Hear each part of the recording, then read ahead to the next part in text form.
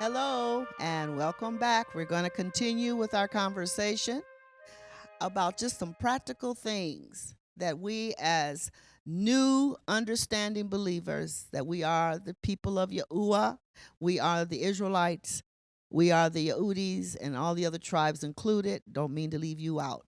And those, of course, that have come from the Gentiles into believing and understanding this very truth.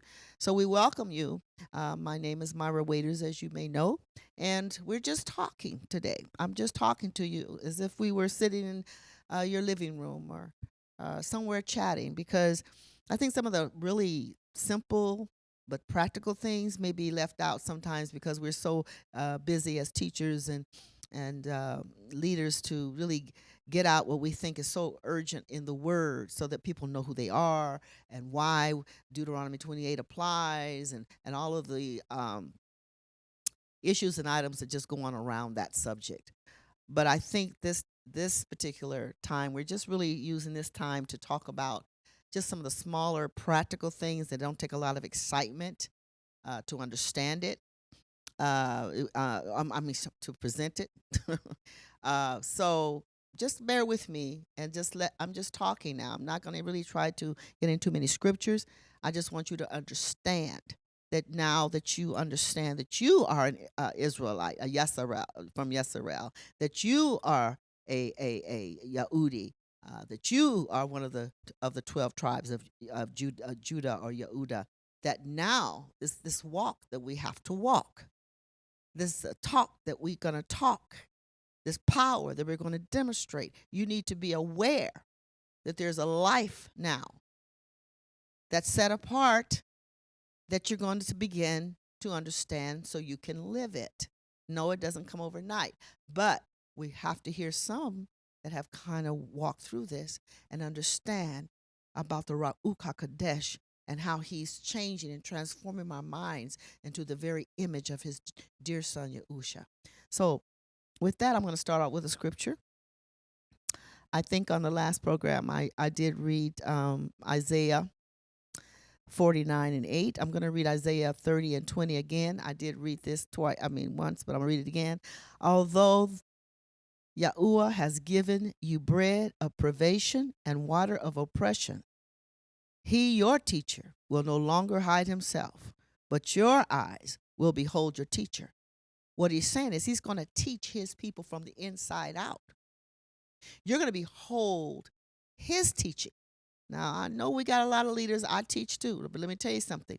We get to a point where really people that are teaching us, who are these people? People that are teaching us need to have had the experience that they're teaching about. Are they Israelites? Yahsharel, I should say from Yahsharel, Israelites. Are they born again Israelites? Are they just people that been teaching for so long and want to keep teaching? Some people are teaching that shouldn't even be teaching. And I believe for the Israelites, the Israelites should be teaching Israelites. I believe that Hebrews should be taught by Hebrews. I believe that Yehudis and Hebrew people and Israelite people, those are the people who should be teaching you. Why do I say that? I'm not saying no one else can give a testimony to you. I'm not saying anybody can share some information with you. That's not what I'm saying. But I'm saying when it gets down to it, you need people to teach you that are of the tribes of Yahsharel. Because what can others teach you? For instance, how many times did we hear over and over again by Hebrew preachers as well as Caucasoids that all it takes is you come into Yahusha, saying JC at that time, and saying, forgive me my sin, I want to be saved, and given the Romans scripture about, well, now you confessed it with your mouth, you leave it in your heart, you shall be saved.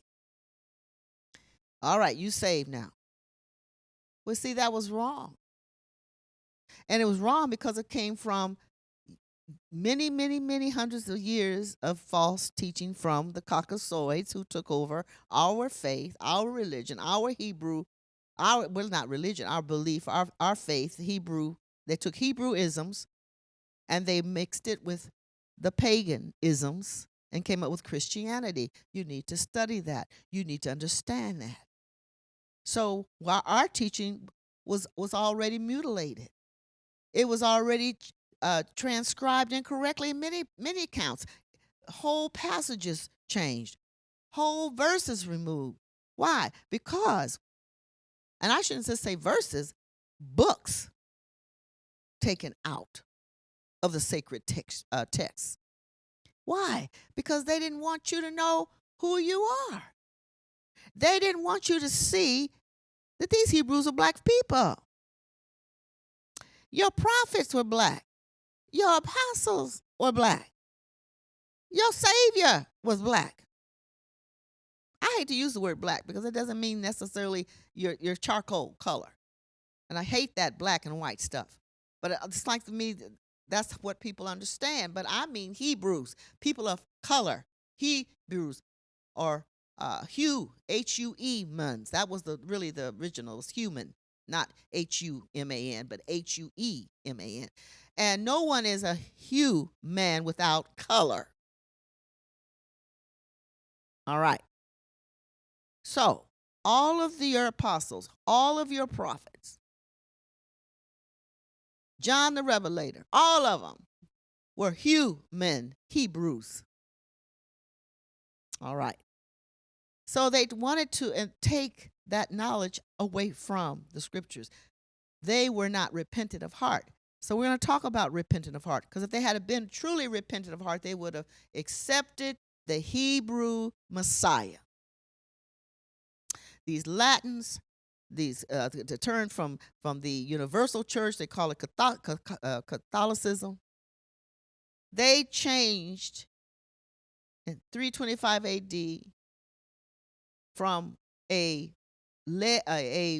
human-led, Hebrew-led faith. They changed it into a religion where it was led by Caucasoid. Do you understand that? So, a lot of your information is going to be skewed. And a lot of your information is going to be taken out, and it has been, and we're finding them now. In fact, I have informed me today, and I do recommend it to those who are pretty versed in Scripture, to get the Nag Hammadi. Get it. It's a good book. It'll sure teach you a lot about repentance and what it really means. It's a broken and contrite spirit. You cannot repent on your own. The Holy Spirit, the Ruach HaKodesh, has to give you the spirit of repentance. They don't teach you that. They just say the simple prayer and stamp you saved. That's why we have so much fornication in the so-called churches. That's why you have so many pastors laying down and having sex with the members, male and female members. That's why you have so many lies and degradation and trouble going on. It's because people hadn't repented. People that have repented have a new heart. They have been born again. Let me read you a little bit about what the soul that has repented looks like, what it looked like before, and what it comes to look like after. And this is page 2229 in the Nag Hammadi, 229, Restoration of the Soul. As long as the soul keeps running here and there, having sex with whomever she meets and defiling herself, she will suffer what she deserves. But when she perceives the trouble she is in and weeps before the Father, here we go, and repents, the Father will pity her. This is a soul that's lost, that's in sin. And what he's saying is, this soul doesn't mean this is literally sex.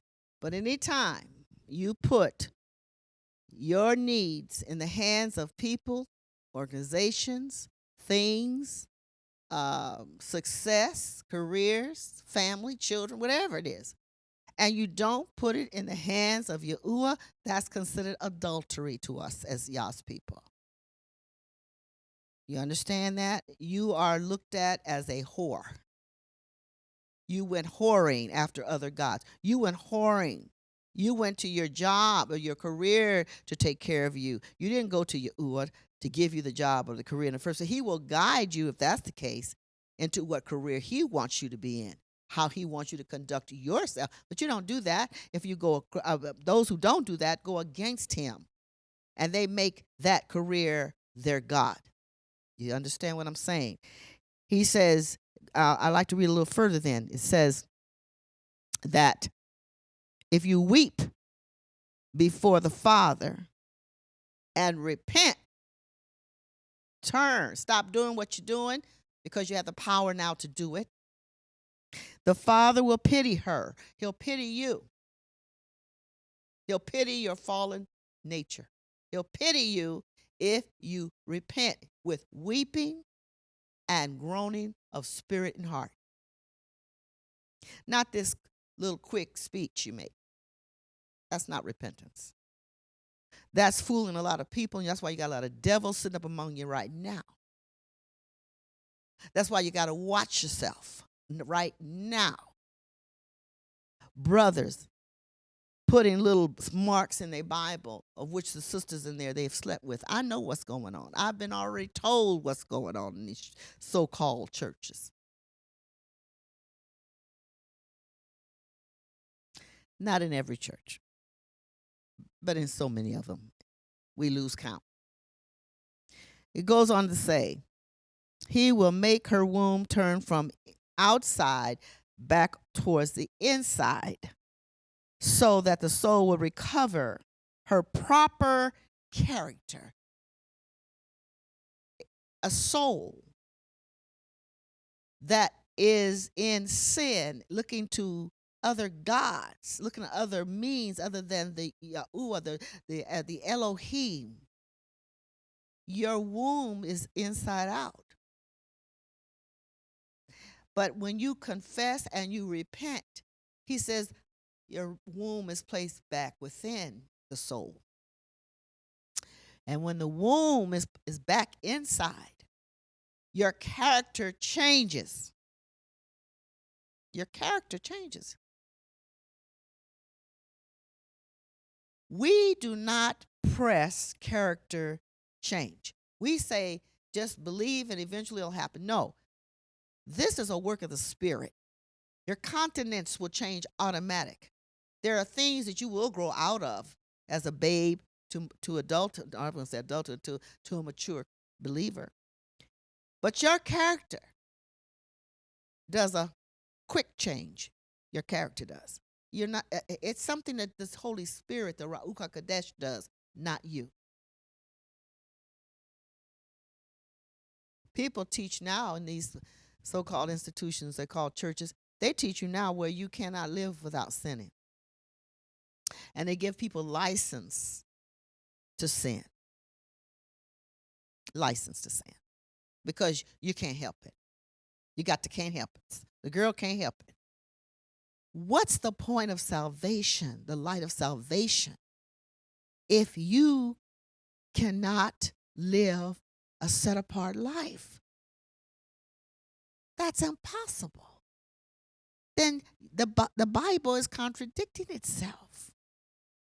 Because without holiness, you will not see Yah.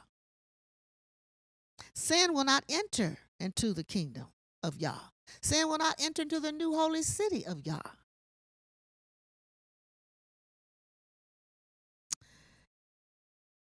The womb of the body is inside the body like the other internal organs, but the womb of the soul is turned to the outside like male sex organs, which are external. This is a person who's living for themselves.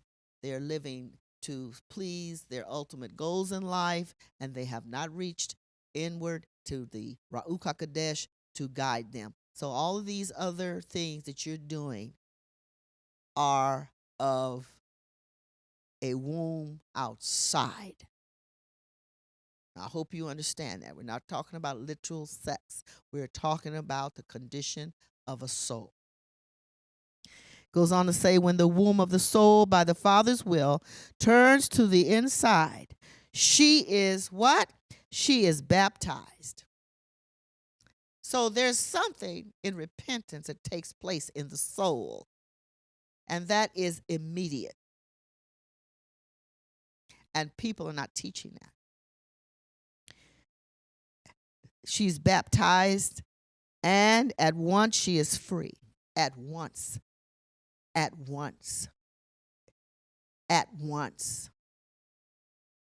Instantly. People want their hamburgers at once, but they don't understand the work of the Ra'uk HaKadesh is at once. They want to prolong maturity in Yah, prolong everything else, except they say salvation is a stamp. Bam. It's not so. Let me read a little further. At once she is free of the external pollution forced upon her.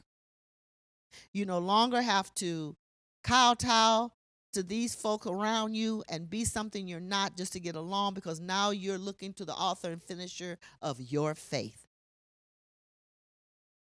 Yahuah Elohim.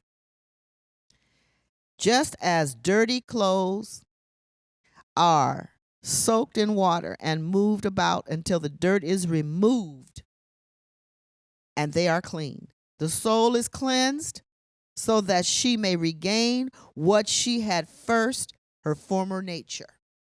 Before the fall, we had a perfect nature in Yahuah. Everything begins in the Creator. Everything that you're going through now, you're just catching up with the future. Don't you know that when you are Yah's people, your name is written in the book of life? Do you know that it was written before you got here? Because you are a spirit, and your spirit was with your Father. I'm going to teach on that one day. And she may be restored. How can a person has never known Yahuah ever be restored? And you never was stored. Put it that way. That is her baptism. So these people say, well, we could baptize you. We're getting ready to have a mass baptism, by the way, in our fellowship, because a lot of us that were baptized in JC's name, we want to now be baptized in Yahusha's name. So this tomorrow, actually, we're having a mass baptism in the pool, and we're going to have a wonderful time. And in fact, it's right after one of our children's graduations. So we're bringing them, all the young people, and we're just all of us, because we have this knowledge now, are going down in the name of Yahusha. I recommend you do it too. Let's see. Let's go on. It says that so the former nature is restored. Former nature. That's why we teach predestination. The word teaches it. People don't want to teach it today. Everybody's supposed to be able to get saved. No, that's not true. And we've talked about that on some of the other programs. I don't want to get too deep today. I'm just letting you know why so many people are so full of the devil, and you want to know. I thought they said they were saved. Well, let's move on. Then she will begin to rage like a woman in labor. This is the process of salvation, y'all, that people aren't teaching you about, the change that has to take place in your character and your nature. Then she will begin to rage like a woman in labor, who reaves and rages at that time of delivery. But since she is female and cannot conceive a child by herself, you can't do this by yourself. You cannot do this by yourself.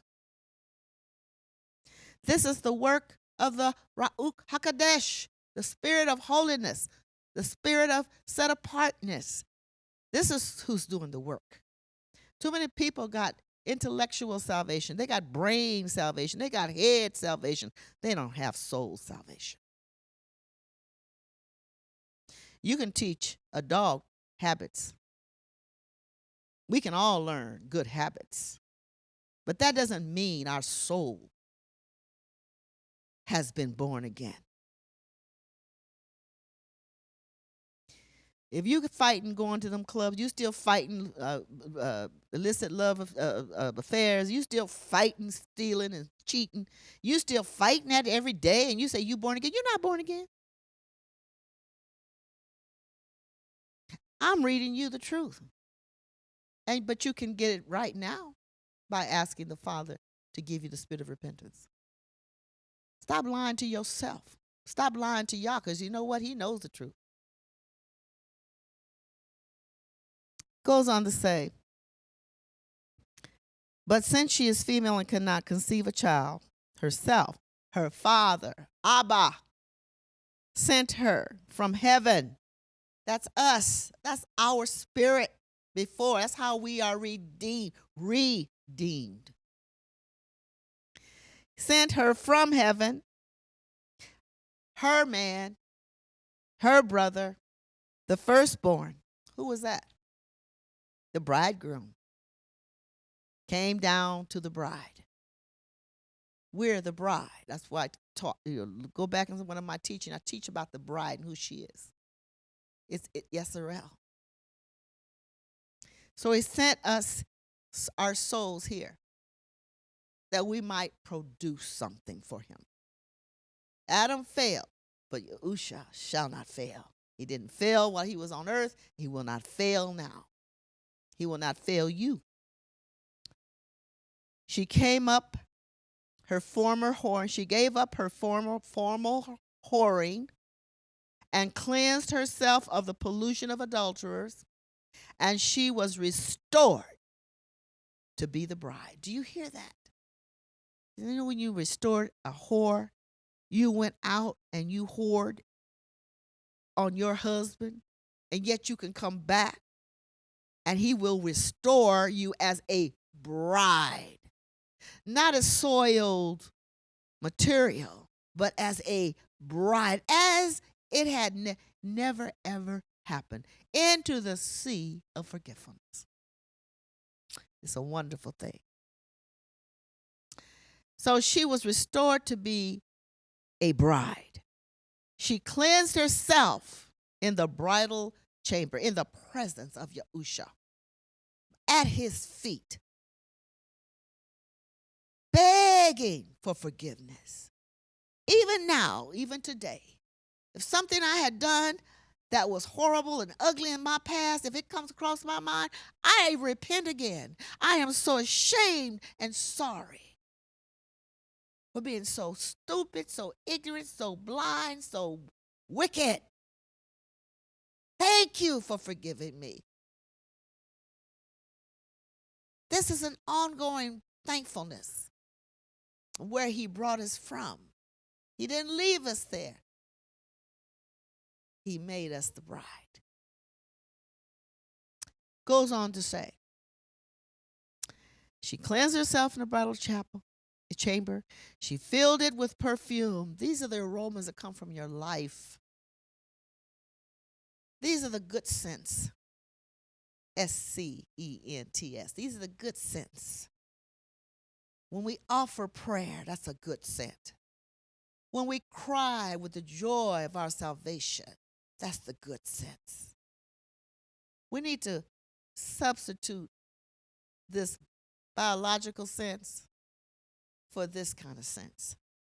Forget that sense, the SENSE, and get the SCENTS, because that's what Yahuah looks at as valuable.